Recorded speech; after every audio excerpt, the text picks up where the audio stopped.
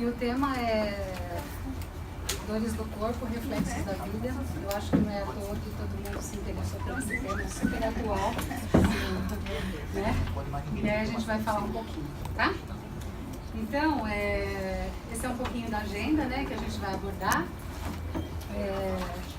Um pouquinho do resumo aí, da definição do que é psicossomática, dos fatores do dia a dia, internos e externos, o que é a psicossomática, a representação de afeto, a relação com a psicossomática, o que é a representação e o afeto, a lexitimia e a prevenção e o tratamento, tá? Um pouquinho da história e a origem.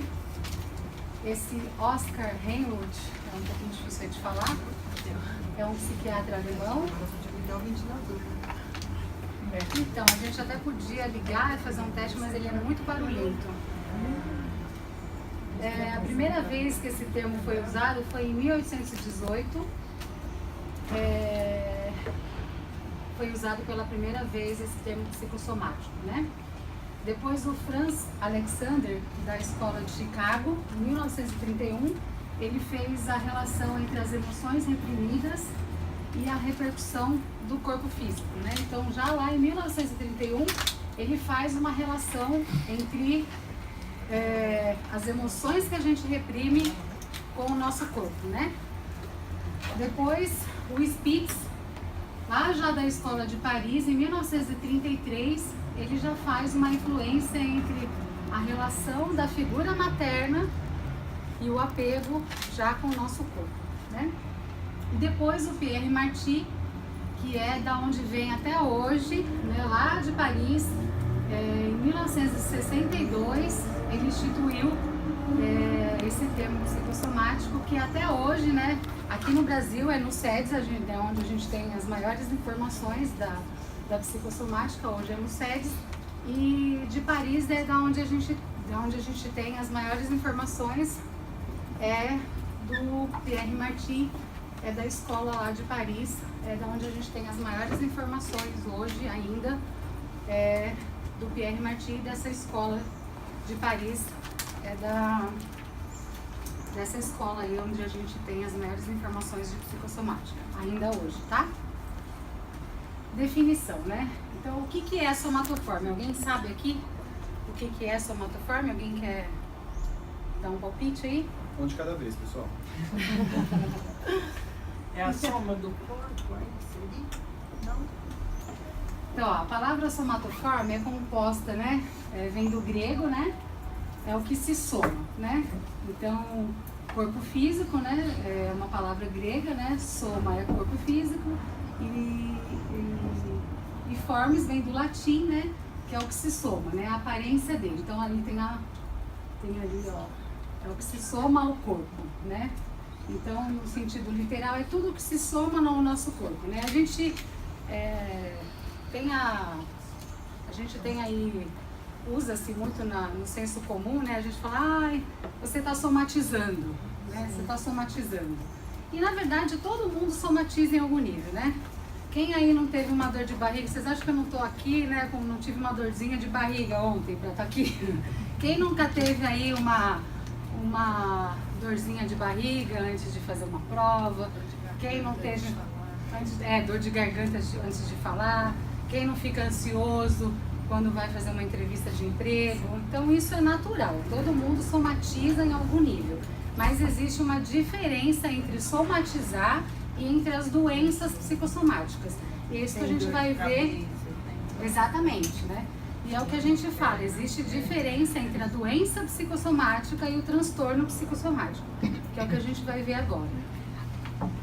Aqui no nosso ambulatório existe muita diferença, né? A gente recebe aqui pessoas com transtornos psicossomáticos, né? Que são, quem tem transtorno psicossomático são as pessoas que não têm causa orgânico. Transtorno psicossomático não tem causa orgânica. Então tem dor de estômago, mas não tem nada físico, nada orgânico. Então, nada no estômago. exatamente. Então tem uma dor de estômago, mas se investigar não tem nada, não tem úlcera, não tem gastrite, então tem dor no estômago, mas não tem nada orgânico. É que nem criança no primeiro dia, segundo de aula, que chega falando que tá com dor de barriga. Ou mesmo na escola, né? Fala que tá doendo a barriga. Isso. Então tem dor de ouvido, mas não tem nada no ouvido. Tem coceira, mas não tem nada que justifique. Não nada que justifique, mas não tem nada orgânico. Então essa é a diferença entre um transtorno psicossomático e a doença psicossomática, né? A doença psicossomática, se a gente for investigar, tem causa orgânica, né? Então, se tem dor no estômago e você vai investigar, tem uma úlcera, né? E é isso que causa muita angústia nos nossos pacientes aqui, né? Eles falam assim, olha, geralmente os nossos pacientes aqui do Soma, eles chegam aqui com dores, chegam aqui com várias questões e aí eles já perambularam por vários ambulatórios daqui por vários ambulatórios daqui do Instituto e a gente vai investigar, eles já investigaram e não tem nada entre aspas, né? Porque eles estão sofrendo, estão muito angustiados e os médicos falam, ah, você não tem nada. E eles têm sim, eles estão sofrendo e eles vêm parar aqui no nosso ambulatório, tá? Então essa é a diferença. Um transtorno psicossomático, então eles têm dores, mas não tem nada orgânico. E a doença psicossomática, eles têm sim dores, mas tem algo orgânico, tá?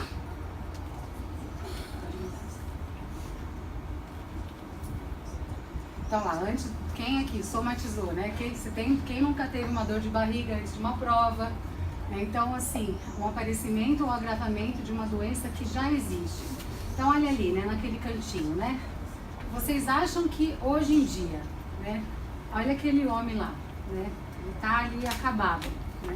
Vocês acham que a vida que a gente leva hoje em dia pode agravar, né, o estresse? Olha lá o trânsito, uma situação de violência.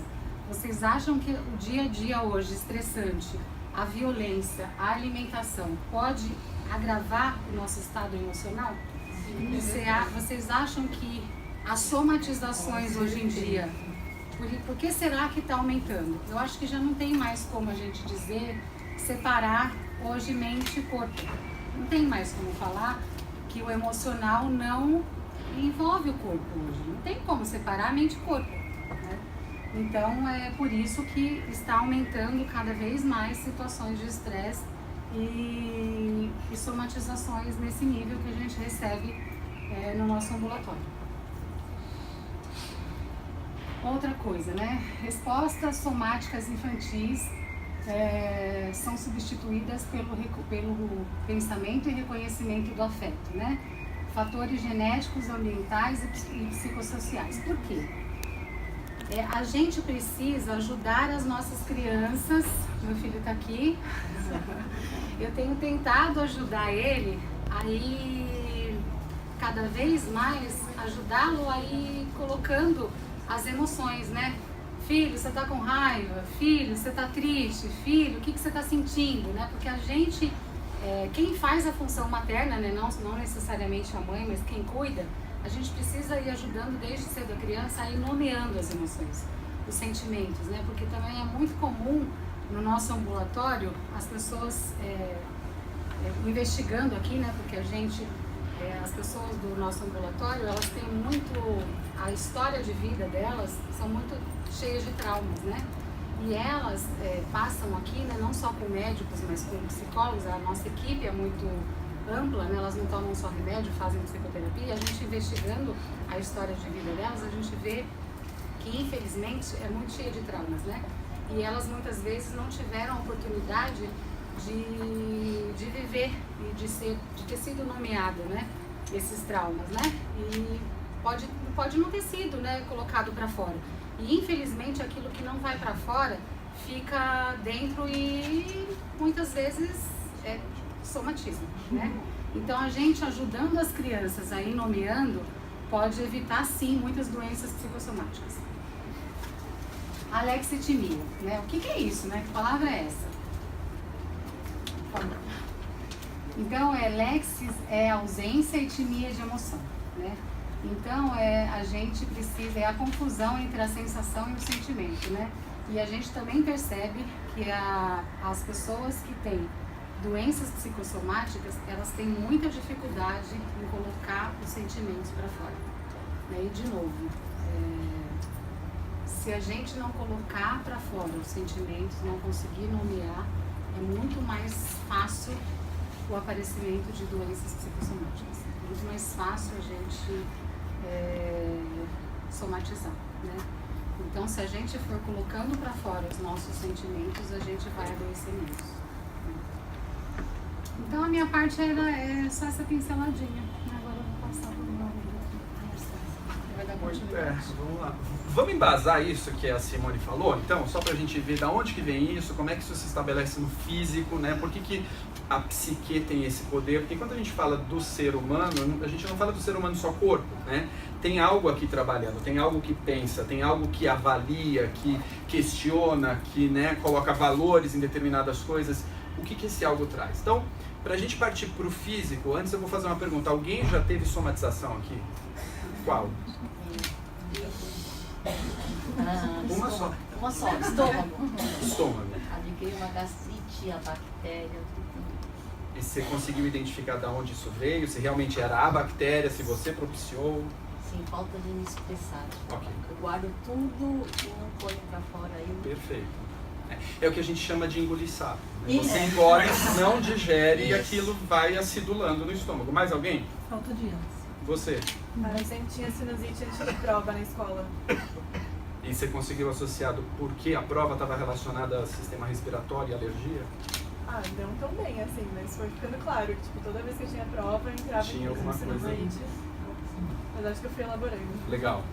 Dermatite, problemas de pele, e não consegui identificar nunca. Você já chegou a se coçar a ponto de se machucar? Sim. Tá. Num nível bem leve, mas sim.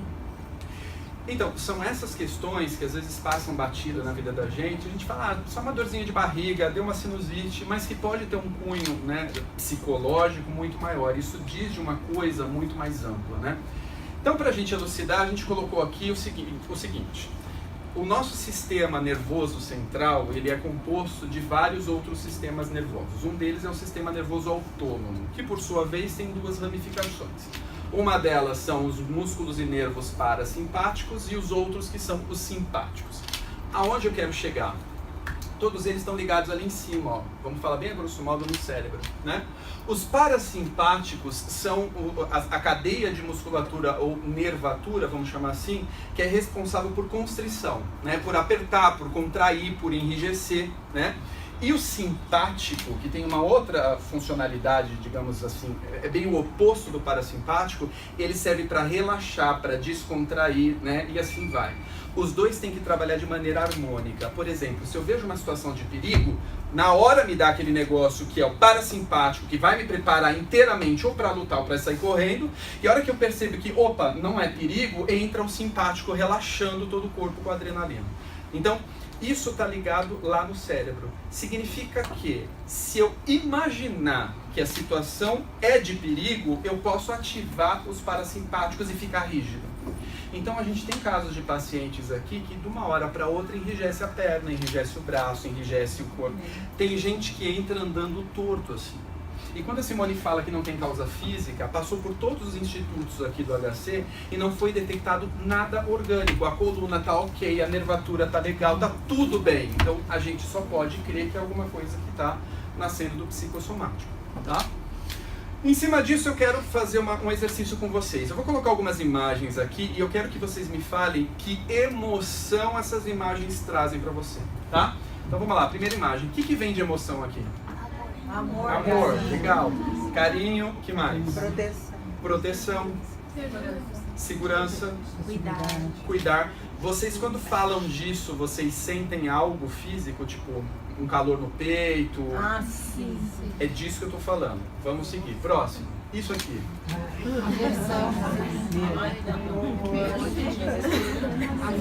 É outra emoção, não é? Eu não vou nem perguntar. Agonia, não é? Medo. Então, reparem que eu estou estimulando visualmente vocês para incitar essa emoção. Vamos para a próxima. Isso aqui. Alguém já falou Douro. Um alho espetado, o que é pra você? O que te vem na cabeça? Um maluco que espetou alho. Que mais?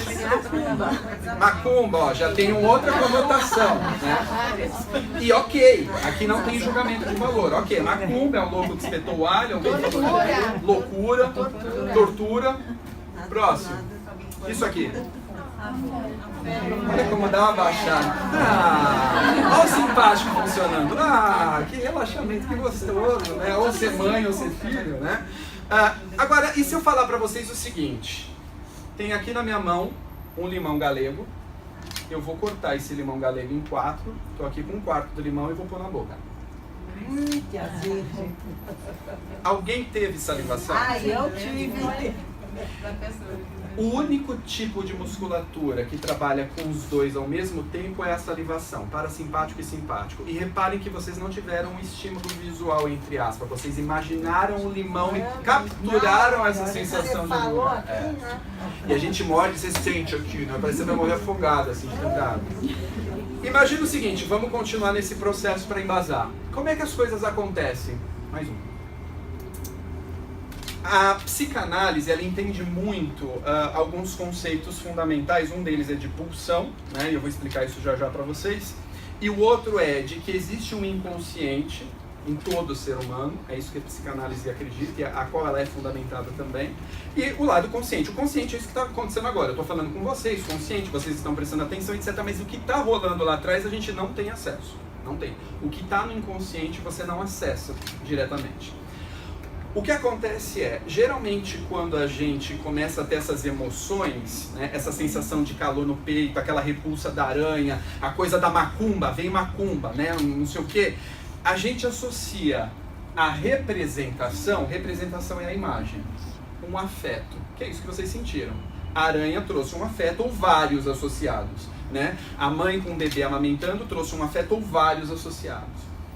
Quando o bebê, que é o que a Simone falou, né, com propriedade, quando você não consegue dar uma estrutura para o bebê, né, ou a mãe está com algum problema, ou a situação ambiental não é propícia, o bebê ele começa a ter algumas representações e começa a ter alguns afetos desconexos, né? Então, como a psique do bebê e da criança não consegue lidar com algumas coisas, por exemplo, se eu mostrasse a foto da aranha para uma criança, ela ia olhar e, ok, aquilo não incita nada, porque a aranha não foi colocada culturalmente como algo repulsivo, venenoso e blá blá blá, né? Um adulto já tem isso. Então, o que acontece é que como a criança não tem essa psique já formada, elaborada para poder entender essas coisas, o que o cérebro faz, ele divide a representação do afeto. Então você tem aquele afeto de repulsa, de nojo, ou de, tá amamentando, com alguma coisa que não vem na sua cabeça. Que é isso? Né? Que imagem é essa? Ou a repulsa. O que o cérebro faz é, ele pega a representação e joga para o inconsciente, que é onde você nunca vai acessar, pelo menos não diretamente. Né? E o afeto fica rolando no seu corpo. O afeto é uma energia que está ali. Então, às vezes acontece de repente, você está em casa ali e passar alguma coisa na sua cabeça que você não percebe e dá dor de barriga. Ou começa a dar queimação no estômago. Ou começa a dar uma formigação na perna. Ou você sente assim uma pontada nas costas. Aí você pensa, caramba, eu estou sentado aqui há 5 minutos, nunca me deu pontada, por que agora me deu pontada? O afeto está circulando, só que esse afeto não consegue se ligar a uma representação, então você não tem ideia do que é aquela dor. É aí que começa a entrar a questão dos simpáticos e parasimpáticos. Vem a emoção, eu não sei o que aquela emoção quer dizer, porque não está representada, e aquilo vai para o corpo, tem que sair de alguma forma. Né? Pode continuar. Quando existe essa divisão na psicanálise, a gente fala que existem 3 possíveis, falando bem a grosso modo, tá, pessoal? 3 possíveis destinos para uma pessoa cujo afeto foi separado da representação. Um dos destinos é, ela vira uma neurótica obsessiva. O que é um neurótico obsessivo? Só para elucidar, sabe aquela pessoa que lava a mão 50 vezes? Sabe aquela pessoa que fecha a porta, volta, não, tem que olhar. Tá fechada, não, tem que olhar. Eu tenho que olhar 5 vezes se a porta tá fechada para eu me sentir bem. São rituais, tá? Eu tenho fobias, né? Então pessoas que têm fobia. Não posso suportar andar de avião. Mas por quê? Na avião não posso nem olhar avião, já me dá um negócio, não consigo. Existe alguma coisa, existe uma representação que está deslocada para a fobia. Nós temos a histeria. Na histeria, antigamente, né, eles deram inclusive o nome de histeria para as mulheres, nasceu, né, nesse contexto, porque histeria tem a ver com útero. Né? Na descrição grega, antiga, enfim, estava relacionado ao útero. As mulheres que não conseguiam expressar, isso que vocês estão falando para mim, expressar emoções, falar de desejos, como os homens podiam fazer em 1890, elas somatizavam e ficavam histéricas, né? Ficava louca, tinha conversão, rolava um monte de coisa, e deram o nome de histeria. Tá? Temos os transtornos somatoformes, que é o que a gente está falando, e pode haver também uma psicose. Se o cérebro, na psique, não estiver muito bem estruturada, a pessoa pode pirar e ter surto. Né? Então pode ir para um border, pode ir para várias outras patologias, mas não é o foco aqui. Bom, sabemos então que temos o transtorno somatoforme. Né? Na continuação, vamos lá. O que acontece? Aí a Simone também trouxe o seguinte: vocês acham que o estresse, o dia a dia, pode atrapalhar, tem alguma influência? Vocês falaram que sim, total, né? Então, reparem que a gente está vivendo numa era onde tudo tem que acontecer para ontem, onde tudo tem que ser rápido. A gente não vive o momento, a gente não dá tempo de elaborar aquilo e falar, putz, vou sentar 20 minutos no sofá da sala e vou ficar olhando para a poeira se assentando em cima do meu móvel. Alguém já fez isso? Vocês conseguem vislumbrar essa cena? Estou olhando a poeira, e aí você vê o sol, o raio do sol e a poeirinha ali. Né? A gente tá numa ansiedade que a coisa tem que acontecer, então, ou seja, isso vai gerando estresse. Quando a coisa, qualquer que seja ela, não acontece, a gente começa a trazer representações ou começa a trazer afetos. Um afeto pode ser, puta, eu vou começar a me arranhar. E aí você percebe, por que eu tô me arranhando? Não sei por que eu tô me arranhando, mas eu tô me arranhando. Provavelmente porque você... Tô dando um exemplo. Você está se sentindo inútil porque não produziu nada, ficou 20 minutos olhando a poeira se sentar. E num mundo como hoje, como assim você ficou 20 minutos? Você perdeu 20 minutos da sua vida. Será que eu perdi ou ganhei? Então, o estresse influencia muito. A gente tem esse ciclo, né? Você tem estresse, o estresse traz tensão muscular. Olha os simpáticos e parasimpáticos brincando aqui de novo.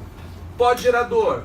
Essa dor pode dar imobilidade. A imobilidade dá fraqueza muscular, dá aquela relaxa. Você imobiliza, vai relaxar. Tensão nervosa. Suas atividades funcionais caem. Olha a setinha para baixo. Né? O que é atividade funcional? Por exemplo, eu gosto de cozinhar. Eu paro de cozinhar. Eu não consigo mais ser funcional. Eu paro de ir na casa dos amigos. Eu paro. Funcionalmente eu vou me anulando. Né? Dificuldade financeira afeta muito, né, a situação da gente. Depressão e isolamento. Geralmente esses pacientes, eles se sentem, mesmo acompanhados, muito sozinhos. Exatamente porque, às vezes a gente fala, né, fale das suas emoções, só que esses pacientes, eles não sabem nem qual é aquela emoção. Não dá pra falar assim, eu tenho raiva da minha mãe, eu tenho ódio do meu pai, eu queria matar o meu irmão. Isso não vem, só vem a sensação. Sabe, eu tô me sentindo com raiva, eu sei lá, eu tenho vontade de destruir tudo, mas tudo o quê? E aí a gente vai tentando investigar para saber de onde vem isso, porque não é de tudo. Tá? Às vezes a pessoa tem raiva de si mesma por estar numa situação XPTO. E é engraçado que a Simone falou uma coisa também, que é assim, imagina você tá com uma doença, né, que você acha que é uma doença, dor de cabeça.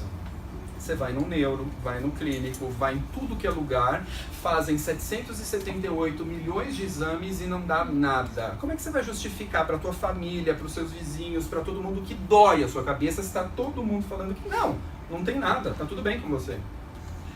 Aí a pessoa entra numa neura que é do tipo, então eu tô louco. Como assim? Eu tô louco, porque eu sinto essa dor é física, mas não tem nada ali. Então a gente pega os pacientes reclamando muito disso. Às vezes tem paciente, né, Simone, que pede pra gente me dar um diagnóstico. Eu preciso saber se eu sou bipolar, se eu sou depressivo, porque eu preciso saber o que eu tenho. E não é tão simples assim. A gente não trabalha muito com diagnóstico, a gente trabalha com o paciente, a individualidade, a subjetividade dele. Né? Ó, tua autoestima vai lá pro pé. Eu atendo pacientes, e Simone também, a gente já conversou em alguns momentos, que em alguns pontos, alguns pacientes têm a mesma... vamos chamar de padrão, né? Eram pacientes muito bem sucedidos na sua área, que faziam, que aconteciam muito bem expressivos e que de repente aconteceu isso, a autoestima foi lá para baixo. Então você já começa a ver aí que existe uma culpa, né? Uma cobrança muito grande em cima de si. Como é que eu posso ter isso? Eu era tão assim, agora eu tô assado, sou disfuncional. Então é bem complexo. Pode continuar. Então, aonde tudo começa, né? Acredita-se, obviamente, que cada ser humano é um indivíduo e é um universo. Mas acredita-se que, assim, o bebê, a maternagem, os primeiros momentos de vida, né, a primeira infância, são extremamente importantes para a criança, né? A relação com que a mãe tem com o filho, né? Porque imagina, você acabou de ter um nenê. O nenê, ele sente sensação corporal, dá dor naquilo, dá dor aqui. Se ele pudesse apontar, ele ia falar: mamãe, tô com dor aqui. Ele não sabe que a dor aqui pode ser fome, pode ser gases, né? Eu até brinquei com gases daquela hora, pode ser uma série de coisas. Quem que vai nomear isso para ele? A função materna, a mãe, o cuidador, né? A avó. Então isso é importante porque essa pessoa, ela vai criando o que? Representação para esses afetos. Não, fica tranquilo, essa dorzinha que você está sentindo aqui é fome, você já está 2 horas sem comer. Opa, cria um registro, 2 horas sem comer com dor de estômago igual a mais ou menos fome. Ah não, essa dorzinha que você está tendo aqui é porque você tomou muita Coca-Cola, então tem gás. Ah, entendi que você tomar Coca-Cola. Percebe? Eu vou criando significado para as coisas. E alguns dos nossos pacientes sentem aquela emoção e não tem o significado. Como é que você chega para uma pessoa que andava livremente, subia muros, e, né, um pedreiro, fazia obras grandiosas, não conseguir levantar com o braço direito, uma pena, porque treme e o braço perde a força. E não tem nada. E ele fala: não consigo. Quando ele vem me cumprimentar, ele me cumprimenta com mão de peixe morto, é mole. Porque não tem força e treme muito. Você vai falar o quê para ele? E já passou por uma bateria de exames. Então está faltando alguma representação, alguma ligação ali que talvez não foi feita, né? Então, além dos cuidados que a gente fala de alimentação, de higiene, que a criança tem que ter, existem os cuidados da maternagem, que é a mãe nessa hora. Até tem algumas pessoas que falam, né, para o bebê a mãe é Deus. É ela que vai constituir esse mundo desse bebê. O bebê, ele está simplesmente é como se fosse um planeta Terra desabitado de absolutamente tudo. A mãe que vai colocando a árvore, semente, a água e vai criando aí um colorido para que esse bebê consiga interpretar as coisas e até viver nesse mundo que a gente vive, né? Próximo. Então o que a gente fala é o seguinte, ó, a não tradução pela mãe dos sentimentos e sensações do bebê pode ocasionar falhas, né, na experiência. Gente, e por mais que a gente tenta ser ou pai ou mãe, né, olhando, neurótico, né, olhando todos os quadros, deixa eu falar disso, sempre vai ter uma coisinha ou outra que acaba passando batida. A proposta aqui não é falar a culpa é da mãe, né, a culpa é do pai. Vai para trás e mandou de neura dela que vai Exatamente, foi bem colocado, né? A mãe também tem algumas neuras que ela sofreu e às vezes inconscientemente ela passa pro filho, né? Não tem jeito. Vai falhar. Falha. E tem que falhar, né? O Winnicott fala bastante disso. Você tem que ter uma mãe verdadeiramente o suficientemente boa, mas essa mãe também tem que falhar, né? Mas é isso que a gente tem pescado aí nas nossas análises, né? Então, tem paciente, gente, quando eu falo de trauma, alguém consegue me dar um exemplo de trauma? O que vocês acham que é trauma? Pode falar, de boa. Sem julgamento de valor, qualquer coisa. Morte de um parente. A morte de um parente poderia ser trauma. Um acidente de carro. Um acidente de carro, beleza. Qualquer, A gente está indo... qualquer evento que cause uma tristeza imensa, porque para cada pessoa é diferente. Exato. Para um aquilo pode, por exemplo, uma família com 4 filhos, com 4 irmãos. O pai morre, cada criança vai interpretar de uma forma. Exatamente. Ou seja, quando a gente fala de trauma mesmo, tem os traumas físicos, né, da morte de alguém, sei lá, alguém que foi torturado, né, mas tem os traumas psicológicos que são bem piores. Porque quando, eu vou falar de forma bem didática, quando alguém é torturado, mas consegue elaborar aquilo, né, existe o trauma físico, nossa, eu passei pelo holocausto, né, passei por poucas e boas, mas ok, entendi que aquele era o momento, não tinha muito o que fazer, passou. É sofrido, mas não soma. Quando você passa por uma situação que é um trauma psíquico ou psicológico, é pior, porque aquilo vem e você não sabe por que está vindo e não consegue colocar nome, não consegue representar, então isso vem somando. De novo, a energia está ali, ela precisa sair. Ela não consegue sair pela fala ou por representações e fantasias, ela sai pelo corpo. De alguma forma ela vai ter que sair, né? Então imagina que, por exemplo, você tem...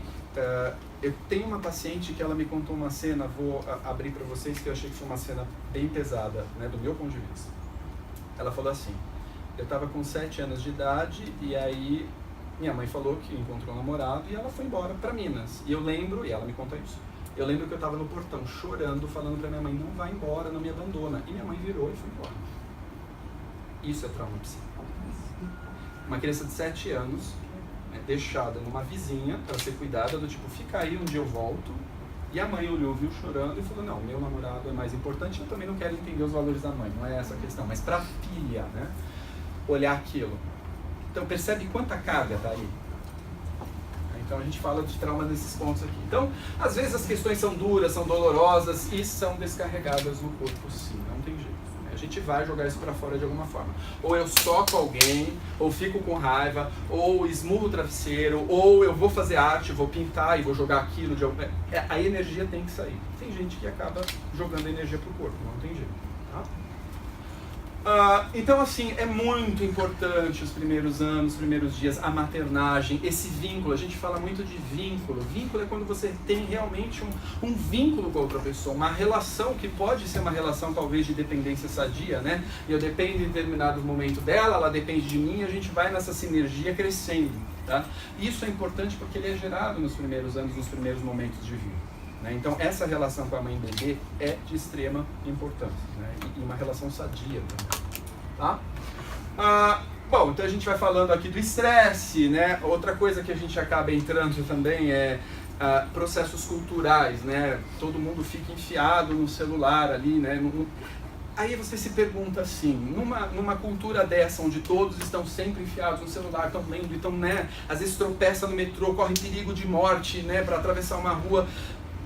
Quando que essa pessoa tem tempo para olhar para ela? Porque eu tô olhando, sei lá, Facebook, nossa, teve filho, nossa, viajou, nossa, eu vivo a vida do outro, né? Mas e a minha, né? Quando que eu olho, eu sento e falo, né, na questão da brincadeira, deixa eu olhar os pozinhos de poeira se assentando. Ali eu tô elaborando um monte de coisa, eu tô pensando. A cultura, eu tô entrando em contato comigo, né? A cultura do aqui e agora, não, tem que ser, tem que fazer, não vai ter mais faculdade de 5 anos, vai ser 2, não vai ter mais pós-graduação de 2 anos, vai ser meio, você já tem que sair pronto, tem que ter estágio, eu já vou fazer faculdade com estágio, vou trabalhar e vou ter que ajudar minha mãe, vou ter que ajudar meu pai, vou ter que dar dinheiro, não sei o que, tem que estudar também, eu tenho que ver minha carreira, e o que eu vou ser com 40 anos? Gente, 40 anos vocês são moleques ainda. A estimativa de vida hoje é muito mais além do que isso. Né? Então tudo isso tira o foco da gente, a gente entra numa rotina, né, cultural que acaba levando a isso. Chega uma hora que a coisa bate. Quantos de vocês não têm frustração por não terem feito coisas na adolescência? Que adolescente não vai. Que você fala, puta, não vivi isso. E aí você tá lá com 40, eu por exemplo, 46 anos, eu falo, gente, eu não passei por isso. Que merda, né? Bastante 15. Aí, não tem. Vamos pro próximo. Então, o que acontece assim, falando da nossa equipe aqui, né, o Instituto, ou melhor, o Departamento Soma, ele trabalha com pacientes dessa ordem, né? A gente trabalha com uma equipe multidisciplinar, e é essa a ideia, foi bem isso que a Simone falou. Então a gente não faz só psicoterapia, a gente não faz análise, existe um tratamento com psiquiatras, existe tratamento medicamentoso, porque tem casos que não tem jeito, você tem que medicar a pessoa para que ela consiga ter uma situação muito próxima do normal, para que ela consiga elaborar aquilo, né? Então a gente trabalha realmente com mudanças de pensamento, né? Tenta fazer o paciente voltar-se, né? Se é que eu posso falar dessa forma, voltar-se a si mesmo, né? Olha para você, o que está acontecendo, porque quando vem isso, né? O que isso te traz de informação? E aí a gente vai tentando trabalhar com esses pacientes para chegar num ponto em comum, tá? Pode passar. Então, de novo, equipe multidisciplinar, as consultas elas são regulares, então toda semana tem análise, né? Tem alguns profissionais que até se dedicam a vir mais de uma vez por semana, né? Em alguns pacientes que são um pouquinho mais sérios. Né? Mas é sempre regular, então toda semana o paciente vem aqui, a gente conversa com o paciente, elabora, né? Tem alguns profissionais que trocam WhatsApp com os pacientes, até por entender a gravidade da situação dos pacientes, tá? A gente tem um médico somente, então apesar de trabalhar com residentes de psiquiatria, a coordenadora, que é psiquiatra, psicanalista, ela está sempre disponível para conversar e para acompanhar o caso, ok? Bom, a gente se comunica sempre, em todos os casos, a gente vai conversando, trocando ideias, então a gente, até a gente pode falar que a gente segue toda a equipe a mesma linha de raciocínio e pensamento na hora de trabalhar, tá? O que a gente evita? Procedimentos invasivos, ou seja, tem alguns pacientes que falam, tenho muita dor na coluna, muita, eu não consigo andar, já passei, já fiz fisioterapia, eu vou operar. Isso a gente evita. vamos trabalhar mais um pouco, eu sei que dói, não, eu vou operar, tá, opera. Às vezes a cirurgia pode gerar o que a gente fala de processo iatrogênico. A cirurgia gera outro problema que não estava ali, por causa da cirurgia. Né? Então o que a gente quer evitar é exatamente isso, que um problema gere outro e outro e outro, e aí você acaba perdendo o controle. Mas tem gente, pessoal, que opera, não satisfeito porque a dor não vai passar, faz outro tipo de cirurgia, não satisfeito porque a dor não vai passar, coloca bomba de morfina no corpo. Tem gente que entrou em fila para fazer input eu quero dizer, é implante de chip no cérebro para controlar a dor. Existe esse tipo de intervenção. Você bota um implante aqui, que é um neuroestimulador, e quando a pessoa começa a sentir dor, ela aperta em algum lugar, tem um dispositivo que ele emite uma certa estimulação e faz com que aquela área do cérebro se anestesie para que você não sinta dor. Imagina você, porque aquilo, ele abre um buraco no crânio e fica um fio para fora. Às vezes vem atrás da orelha, porque o chip está lá dentro. Como é que eu vou falar pro chip? Não é controle remoto, tipo, deixa eu pegar o controle da TV do meu chip. Não é assim. Então, hoje tem uns processos invasivos muito pesados. Então a gente tenta evitar isso, né? Vamos trabalhar com a saúde do paciente dessa forma. Geralmente são pacientes que não aceitam que a somatização é psico e tal, ou não? Às vezes, mesmo aceitando. Não é que eles não aceitam, eles buscam muito, mas eles não conseguem chegar. Imagina o seguinte, eu estou numa ilha de conhecimento, eu preciso passar por uma outra ilha para entender o que tem lá, né? E não tem ponte. Então, a malha psíquica está tão esburacada que a pessoa não consegue ligar Lé com Cré. Então, não é que ela não aceita, ela não vê, né? Não é a maioria dos nossos pacientes, mas muitos deles, eles querem sanar a dor. Então, eles vão atrás de que sane a dor. Então, se é pôr o chip, eu quero pôr o chip. Então, claro que a equipe vai tentando, eles querem aliviar a dor. Então, a gente, como equipe, vai tentando que eles não vão atrás só de pôr o chip. Então, enquanto equipe, a gente vai tentando evitar de alguma forma isso. se resolva aquilo. Claro que não é a maioria dos pacientes, um caso ou outro, mas tem casos muito graves. Então, às vezes, a pessoa não é nem aceitar, ela não vê aquilo. Não enxerga, não precisa. Sabe uma coisa, só um adendo Claro. bem rápido? Eu fui diagnosticada com fibromialgia 15 anos atrás. Uhum. Não, há 15 anos eu tento diagnosticar, eu faz 3, na verdade. Não resolveu nada na minha vida isso. Só resolveu mesmo, eu comecei a perceber que eu tinha esse controle da dor depois que eu fiz análise, fiz tratamento, e assim, quem me convenceu disso, eu passei por isso que ela acabou de falar, que você estava dizendo ela, eu não aceitava de hipótese alguma que eu tivesse uma dor emocional. Eu falava assim, mas você não está entendendo, eu tenho tendinite, eu tenho isso, aquilo, aquela coisa toda. Então assim, um fisioterapeuta, um dia assim, com uma palavra, ele parece que ele fez assim, eu olhei. Ele falou, Amélia, eu trabalho com paciente há 25 anos, né? Eu trabalhei 25 anos em maternidade. Então ele falou assim, você não consegue admitir que você precisa de cuidado. Eu tomei um susto quando ele disse isso, eu falei, mas como assim? Eu que cuido aquela coisa toda. E aí na análise eu descobri tudo isso, que eu só cuidava desde que nasci. Cuidei de mãe, cuidei de avó, cuidei de bisavó, Cuidava de bebê, né? Cuidei de bebê a vida inteira e de repente quando eu vi eu não conseguia fazer mais nada. Eu era uma profissional super bem sucedida, sabe? Todo mundo me queria andar, aquela coisa toda, e de repente eu tava adoecendo cada dia. Hoje eu tenho essa consciência plena sobre isso, mas foi punk, tratamento de análise pra mim descobrir isso. E nem lá eu admitia isso. Nem lá. Gente, uma salva de palmas que eu acho que foi legal. Não é questão de orgulho, é questão de você se colocar num lugar que você não precisa de ajuda. Você está ajudando, você não precisa ser ajudado. E se você for analisar, né, se você for descer os degraus, o que é precisar de ajuda? É estar vulnerável, estar ao relento. Porque assim, eu tinha pacientes, eu preciso de WhatsApp, eu lembrei que era uma coisa nova, mas no meu Face, assim, tinha 30, 40, assim, eu não conseguia desligar daquela coisa toda. Eu achava que não. Mas quando eu vi, eu já tava meio doida. Mas vai ser esperando. Agora eu tô menos doida agora. Passo pra cura, né? Não, Uma coisa que a gente faz aqui é análise individual ou análise em grupo também. Às vezes a análise em grupo, que né, com o relato, até te agradeço muito por ter feito, a gente não combinou. Não, ele estava contando e eu vendo a minha história. Eu falei, gente, pra mim voltar a trabalhar depois, eu falei, gente, eu não sou mais competente. Eu tinha outras competências. Eu fiquei de verdade com tendinite, tinha uma coisa física, mas não era isso meu maior problema. Não era. Então, às vezes a análise em grupo traz um pouco disso. Vocês devem ter sentido aí alguma, né, identificação, alguma, nossa, será? E a análise em grupo é bem benéfica por causa disso, né? Você acaba vendo no outro aquilo que você tem e não reparou que tinha. Eu atendo um grupo, né, também, e tem casos até de pessoas que foram diagnosticadas com esclerose múltipla, né? Então, não tem esclerose múltipla. Mil médicos. Então, assim, é muito difícil, né, pessoas que têm somatizações, né, de chegarem aqui. Eles falam até aqui é o fim da linha, né? Então é difícil, né, associar as doenças orgânicas com o emocional, né? Então é muito dolorido, né, as pessoas.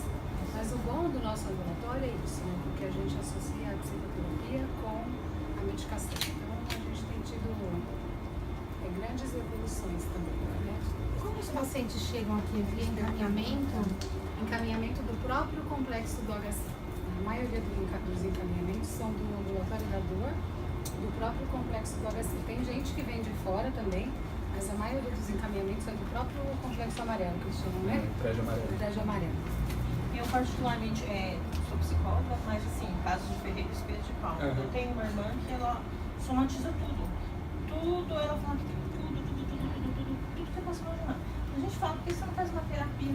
É porque, só que eu e outra pessoa da família psicóloga, só porque vocês fizeram psicologia, vocês ficam falando que agora que fazer terapia. Eu não vou fazer, porque eu tô doente. Então assim, ela não aceita. Então a resistência dela é muito forte. Então às vezes a gente sabe de alguns casos e a pessoa não aceita, não quer. Então é muito complicado. Uma condição muito importante é que a pessoa esteja disposta a melhorar, a buscar ajuda. Então tem senão, pessoas que são muito resistentes. É uma resistência muito forte. Mas é difícil, porque acho que no começo é isso, né? A dor está no corpo, até fazer sentido para a pessoa, que aquela dor no corpo vai se resolver, não Mas com sim, a médico. pessoa procura ajuda e A Adriana medicamento. também é da equipe. Ah, que legal. Elas se intoxicam de todo tipo de remédio e não quer ajuda psicológica também. Aí precisaria ver, né? Alguém aqui levantou a mão. Né? Eu tenho uma dúvida, assim, eu sou estudante de psicologia e você enquanto psicanalista, né? O que a gente discute muito dentro da psicologia mesmo é a questão da análise psicanalítica enquanto um processo demorado.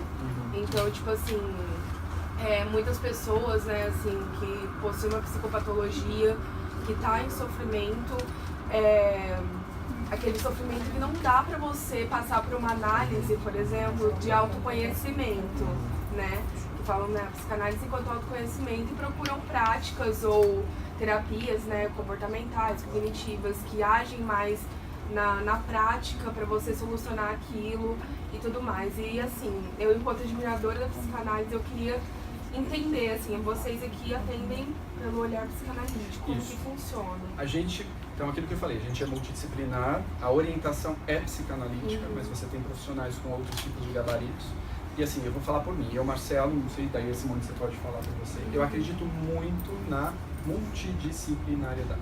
Então, se tem realmente um paciente, por exemplo, com um transtorno alimentar que está à beira da morte, eu acho muito interessante, de repente, entrar com um TCC, um cognitivo comportamental, para tirar do risco e talvez, em paralelo, fazer uma psicanálise para ver da onde é a raiz daquilo. Né? Então, existe muito. Porém, a psicanálise tem muitas, digamos assim, especificidades. Então, para pacientes com transtorno somatoforme, você tem métodos de abordagem diferenciados que são diferentes da psicanálise clássica, né? Você não vai deitar o paciente no divã e falar, fale-me de você. Não.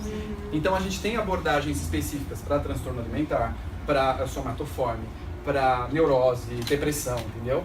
Então, as abordagens, ou o que a gente chama de manejo, é bem diferenciado. Então, você se formar, por exemplo, em psicanálise, vai te dar essa visão de, vamos trabalhar com o conhecimento da pessoa de si mesma. Mas na hora que você entra nas abordagens específicas, você vai vendo que existem outras ferramentas na própria psicanálise que você pode usar para que não seja tão longo, que você consiga diminuir o processo. Você quer falar assim? Isso, a gente está dentro de uma instituição hospital. Né? Então aqui a gente tem um olhar psicanalítico, mas é o que ele falou, né? Uma clínica, exatamente. Mas principalmente para pacientes com esse transtorno somático, né? O olhar psicanalítico é fundamental. Pode. Claro, Levanta para o pessoal te ver. Gente, a Adriana, ela trabalha com a gente, tá? Lá dentro mesmo. também não estava combinado. Não estava combinado, mas Agora eu tá aqui, vou pode somatizar acrescentar. alguma coisa. Mas eu acho que é só importante a gente pensar num lado também, que muitos pacientes têm um caráter crônico desses problemas, né? Muitos anos com esse tipo de problema até chegar aqui. Eu acho interessante a gente pensar que com muitos anos de um problema, não vai ser assim que a gente vai tratar alguma coisa, né? Pode ser, independente da abordagem, mas eu acho que vai depender muito dos recursos do paciente, algumas coisas vão exigir esse tempo mesmo, eu acho.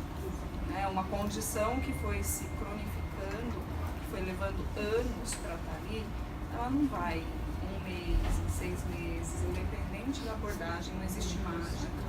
Né? Eu acho que sempre tem que ser avaliado o risco que esse paciente corre, se ele se impõe algum risco, se ele impõe um risco a alguém, alguma medida mais séria, mais urgente vai ser tomada, independente também da abordagem. Né? Acho que isso é bem importante. Eu atendo uma paciente aqui há 4 anos. Hoje eu posso dizer que ela está melhor. 4 anos. Isso porque não é uma paciente dela. Desculpa se não consegui formular direito, porque não tenho Manda bala. de psicologia, mas eu não entendi direito como que o paciente ele vai melhorar, como seria que ele vai se curar. Porque pensando naquela analogia que você fez, naquela apresentação que você fez do afeto, Da representação. do afeto com a apresentação. Então o objetivo assim, final seria você conseguir mostrar para o paciente, para ele conseguir ligar isso e a partir do momento que ele conseguir ligar isso, ele vai melhorar?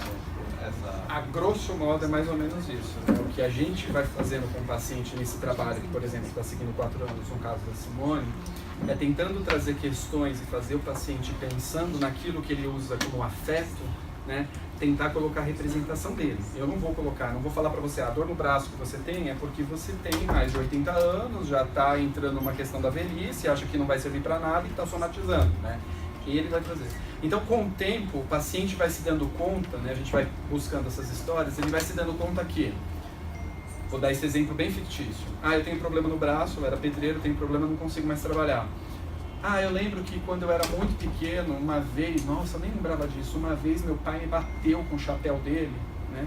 Que eu estava lá cortando o milho no milharal, e eu não cortei o milho o suficiente, o tanto quanto meu pai me pediu, e ele pegou o chapéu e me bateu na cara 3 vezes e falou: você não serve para nada, esse braço que você tem aí nem corta tanto de milho que eu cortaria. A hora que o paciente diz isso, ele fala: então, se eu não consigo mais ser potente porque eu já tenho 80 anos, eu estou me colocando nessa mesma imagem que meu pai me colocava, e que eu senti muita dor por ouvir isso do meu pai, por exemplo. E aí, tendo conhecimento desse fato, ele pode entender que, mas aquilo era uma visão que meu pai falou, mas eu entendi aquilo me machucou, porque eu amava meu pai, eu não conseguia odiar meu pai, mas naquele momento eu tive ódio do meu pai. Eu tive ódio do meu pai. Pronto, ligou alguma coisa com a outra, então pode começar a aliviar o sintoma. Mas aí no caso do trauma, que provavelmente a pessoa sabe de onde surgiu assim, eu não consegui entender, no caso do trauma, na minha cabeça é bem clara o afeto da representação, né? Seria o trauma. Então, por que eles também desenvolvem uma sensibilização? Vamos dar um exemplo de trauma. Você tem 5 anos e um dia você começa a ver uma movimentação na sua casa meio esquisita, as pessoas chorando no canto, cadê minha mãe, cadê minha mãe? E aí, 1 mês e meio depois, e você não vê sua mãe, 1 mês e meio depois, vem a sua tia, não é nem seu pai. A sua tia fala: a mamãe foi pro céu. Nesse 1 mês, primeiro que com 5 anos a criança não é boba, ninguém é bobo, até bebê percebe algumas coisas. Você já começa a ver uma movimentação, o que está passando na sua cabeça? Né? Pode estar passando, por que estão mentindo para mim? Cadê a minha mãe? Você pode ter, vamos supor que você tivesse uma ligação muito forte com a sua mãe, do tipo: minha mãe é Deus para mim, eu não vivo sem minha mãe, porque eu vivo colado na minha mãe 24 horas por dia. E cadê minha mãe? E aquela angústia, aquela angústia. 1 mês depois sua tia fala: então, sua mãe foi pro céu.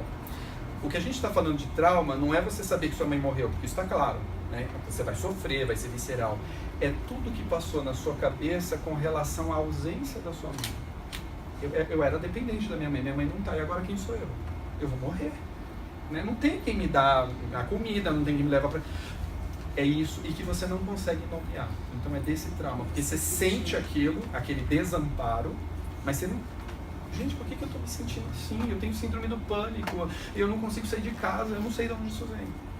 É um processo psíquico que a gente não consegue temporizar em alguns momentos, mas que causa o trauma. Esse é um trauma psíquico. Você fala, aquilo te dá uma energia tão forte, emotiva, que não tem representação. É um afeto desse tamanho que... Síndrome do pânico é isso. Você tem um afeto desse tamanho que somatiza. Você começa a sentir, pulsar e bater, fala, gente, eu tô morrendo, e começa a suar, e a perna treme. Você tem aspectos físicos. Você vai no médico, ele vai medir sua pulsação, vai, tá 12/8, e teu coração tá aceleradaço, tua veia tá dilatada. Então, são traumas um pouco diferentes. E às vezes acho que não tem esse símbolo tão claro, nem pro analista e nem pro paciente. Na relação de confiança, de tempo, também as coisas vão se... o trabalho de nomear, de conhecer, de fazer o paciente se conhecer algumas coisas sobre ele mesmo, às vezes muito devagar, vai criando também aquilo que a Simone deu de exemplo. Então, ele sabe que aquilo que ele sente, de repente, que ele não sabia que era uma raiva, de repente é uma raiva, ou de repente é uma tristeza muito profunda, e ele vai ampliando isso, né? Essas simbolizações, ele vai lidando cada vez com mais, não sei se facilidade, com as coisas difíceis que acontecem na vida dele, de uma outra forma que não precisa transpor. Uma outra via, uma outra abordagem, uma outra explicação disso, não só com esses símbolos de traumas que às vezes vai ser criado ali, vai ser construído ali. A representação falta. Ele vai ter que dar uma representação. Beleza? Bom, essa é a nossa equipe multidisciplinar, então nós temos 5 psiquiatras, estão ali os nossos psiquiatras. Esses não são residentes, eles são fixos mesmo da casa, né? A gente trabalha com mais 20 psiquiatras que são residentes, que estão em formação e vêm aqui também nos ajudar. Nós temos, por exemplo, um neurologista, então às vezes algumas questões são um pouco mais complexas, então o neurologista entra para tirar qualquer sombra de dúvida física ou neural e assim por diante. E a parte de psicologia e psicanálise, que aqui estão todos os profissionais. Então tem muita gente aqui que está dedicada a isso, está empenhado em fazer esse trabalho. E é isso, pessoal. Mais alguma dúvida?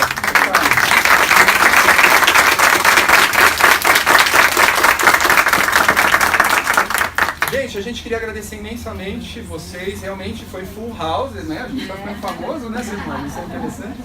E se tiverem dúvida, quiserem ficar para tirar dúvida, a gente vai ficar aqui mais um pouquinho, tá ok?